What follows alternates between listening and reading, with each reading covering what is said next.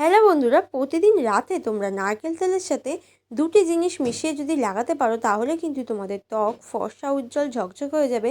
তেমনই তোমাদের মুখের রিঙ্কেল, মুখের যে চামড়া উঠে যায়, মুখের চারপাশে তোমাদের কালো কালো দাগ ছোপ পড়ে যায়, চোখের তলায় কালো দাগ পড়ে গেছে, যত রকম সমস্যা আছে খুব ভালো কাজ দেবে যদি নারকেল তেলের সাথে এই দুটি জিনিস মিশিয়ে তোমরা ত্বকে লাগাতে পারো। তো সেই দুটি জিনিস কি, চলো দেখে নিই। শোনো, এখানে আমরা নিয়েছি বেসন। এখানে আমি দেখো 1 চামচ পরিমাণে বেসন নিয়ে নিয়েছি, তার মধ্যে দিয়েছি নারকেল তেল। নারকেল তেল যেহেতু আমাদের এখন শীতকাল দেখো জমে গেছে, তার জন্য আমি এখানে কিছুটা পরিমাণ নারকেল তেল বের করেছি আর তার মধ্যে দিয়েছি লেবুর রস। এবার এই তিনটে উপকরণ খুব ভালোভাবে মিশিয়ে নিয়েছি। মিশিয়ে নেওয়ার পরে এখানে আমি দুধ ব্যবহার করছি। এখানে কাঁচা দুধ নিয়ে খুব ভালোভাবে কিন্তু একটা ফেস প্যাক আমরা বানিয়ে নিলাম। তোমাদের যদি কাঁচা দুধ স্যুট না করে তাহলে কিন্তু নর্মাল জল দিয়ে গুলতে পারো, আবার গোলাপ জল থাকলে গোলাপ জল দিয়েও গুলতে পারো।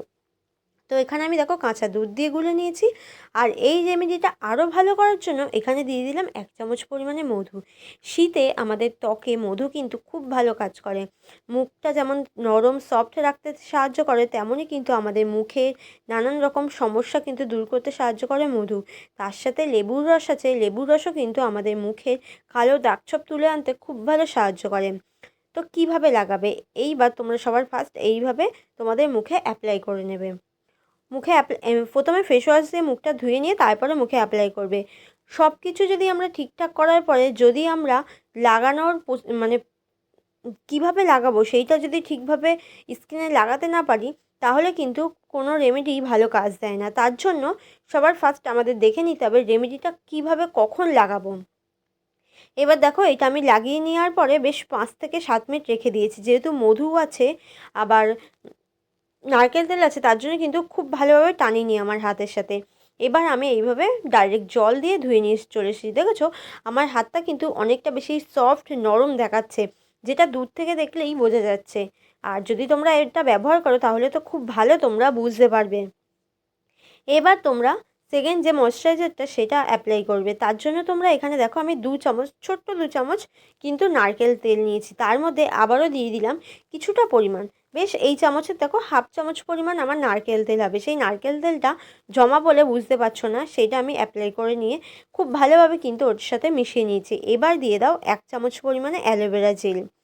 এই অ্যালোভেরা জেল, কাঁচা দুধ আর নারকেল তেল সব কিছু কিন্তু আমাদের স্কিনের পক্ষে খুব উপকার।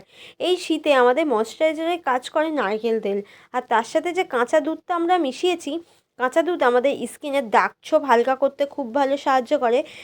মুখের যে অ্যাকনি পিম্পল সেগুলো দূর করতে খুব ভালো সাহায্য করে কাঁচা দুধ। এবার দেখো এইটা মেশাতে মেশাতে কিন্তু খুব ভালো একটা ক্রিমের মতন তৈরি হয়ে যাবে এইটা। এবার এর মধ্যে দিয়ে দাও একটা ভিটামিন ই ক্যাপসুল। এখানে একটা ভিটামিন ই ক্যাপসুলই যথেষ্ট, এর বেশি দেওয়ার দরকার নেই। এখানে আমি একটা ভিটামিন ই ক্যাপসুল দিয়ে দিলাম। দিয়ে এবার এটাকে খুব ভালো করে মিশিয়ে নেবে। অবশ্যই তোমরা দেখবে এটা অল্প করে বানানোর চেষ্টা করবে, যেহেতু কাঁচা দুধ দেওয়া আছে। এটা কিন্তু তোমরা মানে বানিয়ে রেখে দিতে পারবে না, রেখে দিলে তোমাদের এটা নষ্ট হয়ে যাবে। তার জন্য সবসময় এই জিনিসটা অল্প করে বানানোর চেষ্টা করবে। তো দেখো আমি অল্প করে বানিয়েছি।